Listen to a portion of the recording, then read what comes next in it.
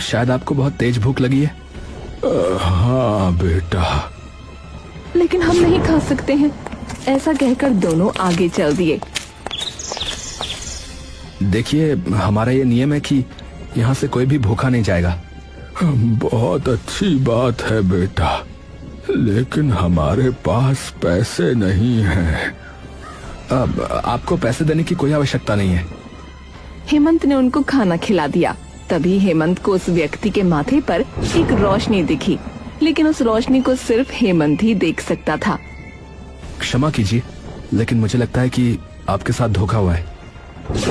क्या? तुम ये कैसे जानते हो? वो एक राज की बात है।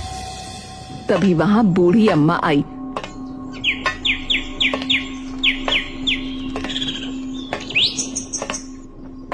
क्या हुआ हेमंत बेटा? मैं बताता हूँ।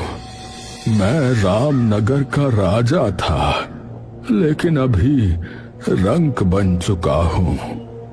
मुझे ये सब सुनकर बहुत दुख हुआ, लेकिन ये सब कैसे हुआ? मैं बहुत ईमानदार हूँ। मैंने सदैव अपनी प्रजा का ध्यान रखा है, लेकिन किसी धोखेबाज की वजह से मैं अपनी प्रजा की ही नजरों में बुरा बन गया। ओह, ये तो बहुत ही दुख की बात है, लेकिन मैं आपको न्याय दिलवाने की कोशिश कर सकता हूँ। तुम ये कैसे करोगे बेटा? मैं इसके लिए एक प्रतियोगिता का आयोजन करूंगा। ठीक है बेटा, लेकिन इसके बारे में पता कैसे चलेगा? आप अपने नगर में चलिए और किसी भी तरह वहां जाकर लोगों को इकट्ठा करिए। मैं वहां आ जाऊंगा। ठीक है, लेकिन अब उस जगह जाने की मेरी हिम्मत नहीं होती, क्योंकि कल तक मुझे बहुत सम्मान देने वाले लोग अब समझते हैं कि मैं न्याय प्रिय और ईमानदार राजा नहीं हूँ। आप बेफिक्र रहिए, सब सही हो जाएगा।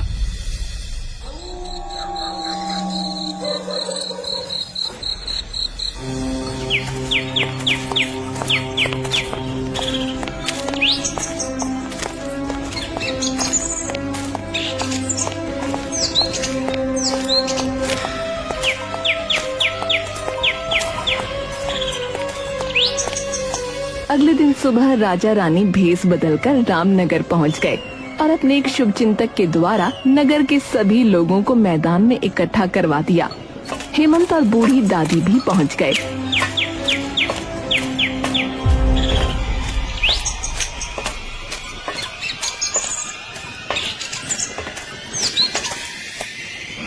मेरी आज्ञा के बगैर तुम सब क्यों इकट्ठे हुए हो? पता नहीं महाराज, ये सब यहाँ क्यों आए हैं? इन सभी को मैंने यहाँ बुलाया है। कौन हो तुम? पहले कभी इस नगर में नहीं देखा? जी, मैं राजमा चावल वाला हूँ। अपने राजमा चावल बेचो ना। यहाँ क्यों भीड़ इकट्ठी की है? खेल दिखाने वाले मदारी हो क्या? जी, मैं आपके नगर में एक राजमा चावल की प्रतियोगिता कराने आया हूँ। इसमें क्या होगा? मेरा ऐसा मानना है कि जो सबसे ताकतवर है वही प्रतियोगिता कर सकता है। इस बात से क्या आशा है तुम्हारा? जी, ये जादुई राजमा चावल है। इनको सिर्फ सबसे बलशाली व्यक्ति ही खा सकता है। इसलिए मैं नगर नगर उस बलशाली व्यक्ति को ढूंढ रहा हूँ। नगर के सभी लोग ये देखकर अचंभित थे। राजा रानी भीड़ में छिपे रहे।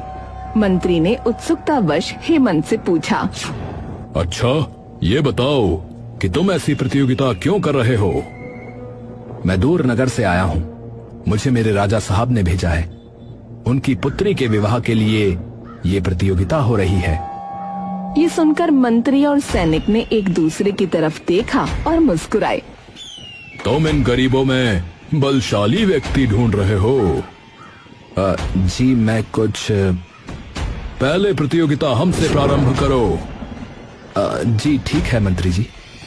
हेमंत ने पतीलों से 2 प्लेट राजमा चावल निकाले और मंत्री और सैनिक को खाने को दिए।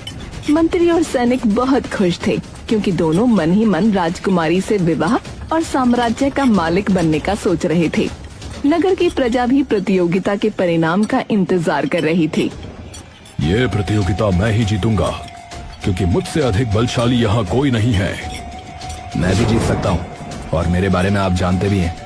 हाँ हाँ, देखते हैं। हाँ, ये सब क्या है? ये क्या हो रहा है? हे राजमा चावल वाले, तूने हमें क्या खिला दिया है? मुझे भी ये सब हो रहा है। ये सब कहाँ से आ रहा है? जो हमने गलत किया है वो सब कैसे दिखाई दे सकता है?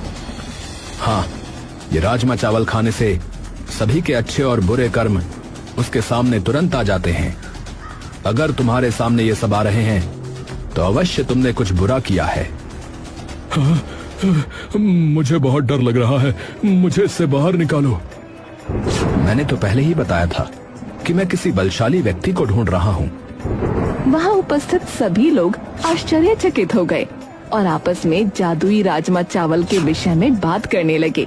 राजा और रानी भी भीड़ में खड़े होकर बहुत खुश थे, क्योंकि उनको विश्वास था कि राजमा चावल वाला अब उनको न्याय दिला पाएगा। ये सब मुझे जो भी दिख रहा है, ये मुझे मार डालेगा। मुझे इससे बाहर निकालो। इससे बाहर निकलने का एक ही रास्ता है कि तुमने अभी तक जो भी पाप किए हैं उसका प्रायश्चित कर लो और सभी को बता दो। ठीक है, बताता हूँ। वैसे भी मैंने जो भी किया है वो सब मेरी आंखों के सामने चल रहा है। मंत्री के साथ सैनिक भी अपने पाप को प्रजा के सामने स्वीकार करने के लिए तैयार हो गया। मैंने एक बार पाप किया है कि देवता जैसे राजा को अपराधी बना दिया। तुमने ये सब कैसे किया, ये भी बताओ। हाँ, मैं स्वयं राजा बनना चाहता था और ये सैनिक मंत्री बनना चाहता था, परंतु रामनगर की प्रजा राजा को देवता की तरह पूजती थी।